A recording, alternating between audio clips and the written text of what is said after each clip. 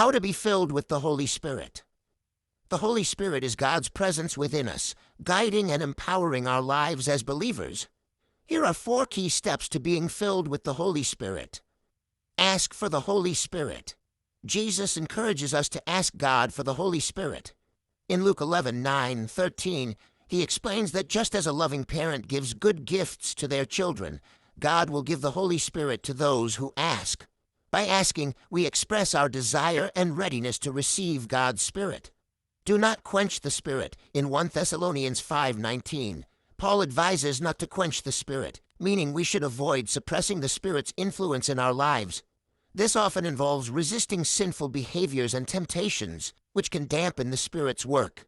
Instead, strive to live a life aligned with God's will. Walk in the Spirit. Galatians 5:16 encourages believers to walk in the Spirit, to avoid fulfilling the desires of the flesh. Walking in the Spirit means living a life guided by spiritual principles, engaging in practices like prayer, studying the Bible, and participating in worship and fellowship. This helps us grow in spiritual sensitivity and alignment with God's will. Obey the Spirit's call. Acts 16:6-7 shows how the Holy Spirit directed Paul and his companions' ministry. Being filled with the Spirit involves being attentive and responsive to the Spirit's guidance. This might mean taking specific actions, avoiding certain paths, or serving in particular ways as prompted by the Spirit. To be filled with the Holy Spirit, continuously seek God's presence, resist hindrances, live according to spiritual guidance, and obey the Spirit's leading.